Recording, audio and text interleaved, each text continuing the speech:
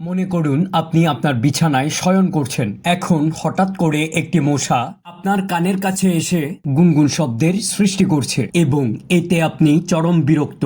হয়তো মশা মারতে গিয়ে নিজের গালেই একটি চড় বসিয়ে দিলেন। কিন্তু কখনো চিন্তা করেছেন কেন মশা আপনার কানের কাছে এসে গুনগুন শব্দ সৃষ্টি করে?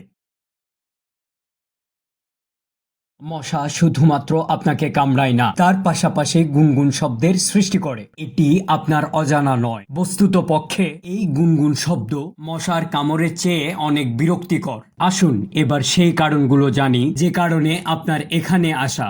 আমরা মূলত মশার যে বিরক্তিকর শব্দগুলো শুনতে পাই সেটা তৈরি হয় তাদের ডানা থেকে। প্রতি সেকেন্ডে তারা 300 থেকে 600 বার তাদের ডানা ঝাপটাতে পারে, যার কারণে এই শব্দের উৎপন্ন হয়। পুরুষ মশা এবং নারী মশা উভয়ই এমন শব্দের সৃষ্টি করে, কিন্তু পুরুষ মশা থেকে নারী মশা বেশি শব্দ সৃষ্টি করে। আর এক্ষেত্রে নারী মশার সৃষ্ট শব্দ আমরা বেশি শুনি, কারণ এরাই আমাদের রক্ত খায়। কিন্তু পুরুষ মশারা রক্ত খাওয়ার পরিবর্তে উদ্ভিদের কাণ্ডরস বা ফুলের মধু গ্রহণ করে থাকে। সচরাচর মশা তাপমাত্রা এবং কার্বন ডাইঅক্সাইডের উপর ভিত্তি করে আমাদের কানের কাছে শব্দ তৈরি করে। আমরা প্রতিনিয়ত নিঃশ্বাস ত্যাগ করার মাধ্যমে কার্বন ডাইঅক্সাইড গ্যাস তৈরি করছি।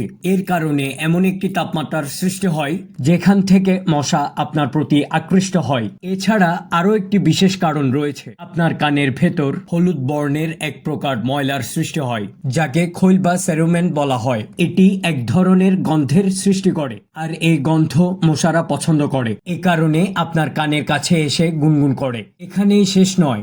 আসলে আমরা ভাবি মশা আমাদের বিরক্ত করার জন্য গুনগুন শব্দের সৃষ্টি করে, কিন্তু তা নয়। তারা তাদের প্রজননের ক্ষেত্রে এই শব্দটি সৃষ্টি করে, অর্থাৎ এই গুনগুন শব্দগুলো এক ধরনের ফ্রিকোয়েন্সি হিসাবে কাজ করে। এক্ষেত্রে পুরুষ এবং নারী মশা উভয়ই গুনগুন শব্দের ফ্রিকোয়েন্সি তৈরি করে তাদের সঙ্গী খুঁজতে থাকে এবং পরবর্তীতে প্রজনন ঘটায়। পরিশেষে মশার এই বিরক্তিকর গুনগুন শব্দ থেকে বাঁচতে নিয়মিত আপনার কান পরিষ্কার রাখুন। আপনার চারপাশের তাপমাত্রা কম রাখার চেষ্টা করুন। আর যদি আপনার রক্তের গ্রুপ ও পজিটিভ বা ও নেগেটিভ হয়ে থাকে, তাহলে আমাদের কিছু করার নেই, কারণ অন্যান্য রক্ত গ্রুপের তুলনায় এই গ্রুপের প্রতি মশার আকর্ষণ বেশি। আর মশা ঠেকাতে আপনার বাড়ির আশপাশ সবসময় পরিষ্কার রাখুন। এখানেই শেষ করছি। এই পর্যন্ত ভিডিওটি পেশেন্টলি দেখার জন্য আপনাকে অনেক ধন্যবাদ। ভালো থাকবেন।